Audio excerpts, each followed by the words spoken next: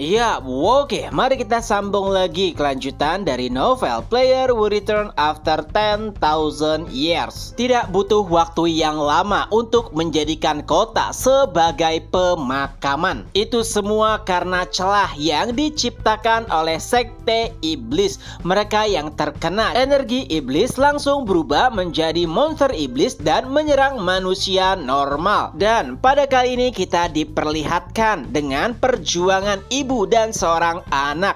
Mereka berdua berjuang keras untuk mempertahankan hidup mereka dari serangan manusia yang telah berubah menjadi monster iblis. Keputusasaan nampak jelas di wajah sang ibu karena tidak ada satu orang pun yang akan menolongnya. Tapi ia juga harus menyelamatkan anaknya. Dalam keputusasaan tersebut ada satu monster yang sedang mengejar mereka berdua.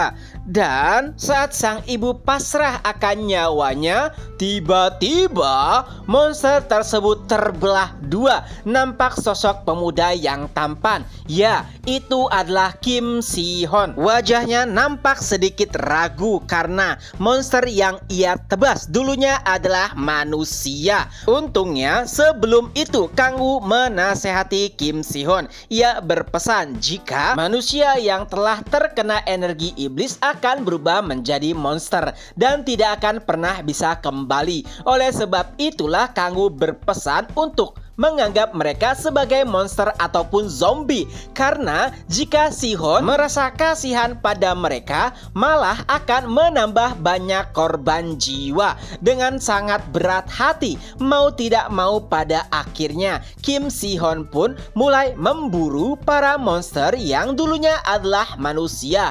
Dan tiba-tiba pula notifikasi pun muncul. Memulai misi khusus penjaga, bunuh monster iblis dan hilangkan fragmen celah.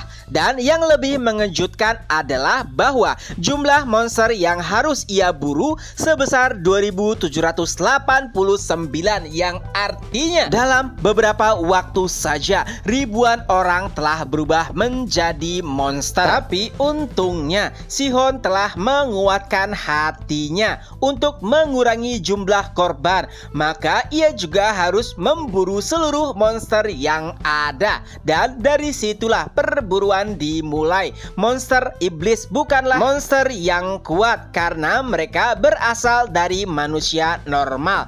Mungkin jika dibandingkan dengan monster yang ada di dalam dungeon, mereka hanya memiliki ranking D. Oleh sebab itulah King Si-hon dapat dengan mudah memburu mereka. Tapi tentunya itu sedikit rumit karena jumlah mereka sangatlah banyak.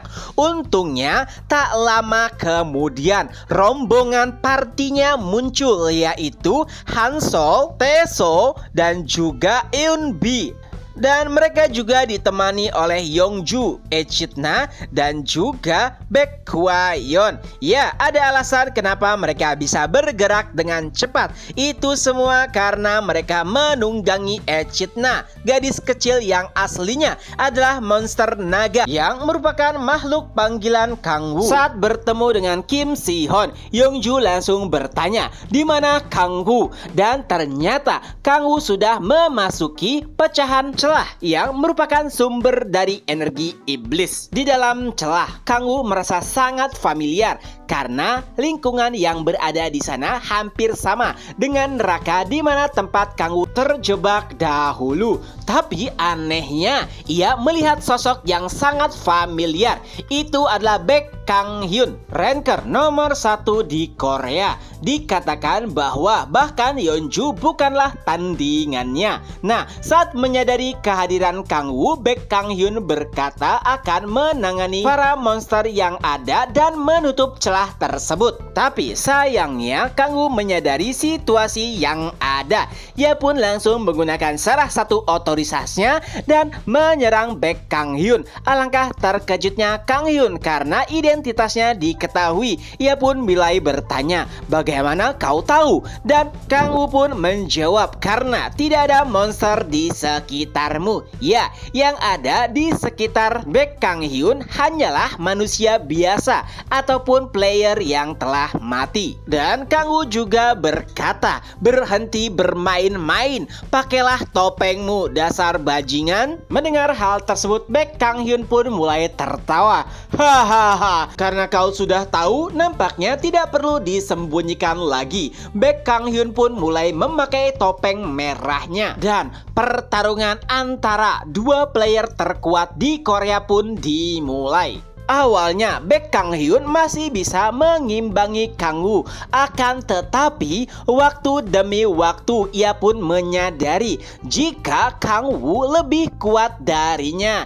Dan dari situ juga ia pun mulai sadar dan berkata, "Ternyata itu kau, orang yang telah menghancurkan rencanaku." Sebelumnya ia berpikir jika itu adalah Yongju, tapi ia juga sadar jika Yongju lebih lemah darinya. Oleh sebab itulah tidak masuk akal jika Yongju yang telah menghancurkan rencananya. Dengan penuh pertanyaan, Baek Kwang Hyun pun berkata, "Jadi siapa kau sebenarnya?" Dan Kang Woo pun menjawab, "Entahlah." Baek Kwang Hyun kembali menanggapinya, "Kalau begitu biarkan aku yang memaksamu sampai buka mulut." Tapi sebelumnya Kang Hyun juga mulai menerka-nerka siapakah Kang Woo sebenarnya.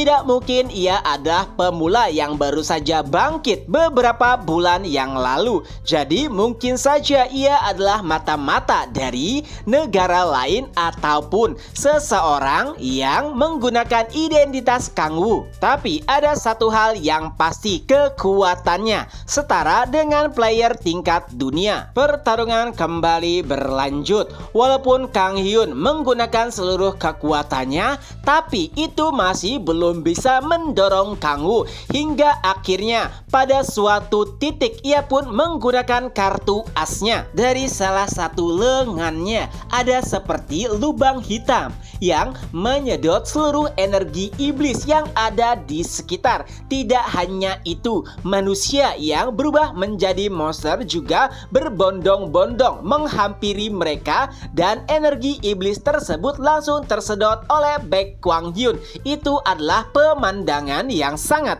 mengerikan. Jadi memang tujuan awal Baek Kwang Hyun adalah menciptakan energi iblis dari manusia yang terkontaminasi. Karena menyerap energi iblis tidak butuh waktu yang lama, penampilan Baek Kwang Hyun pun langsung berubah.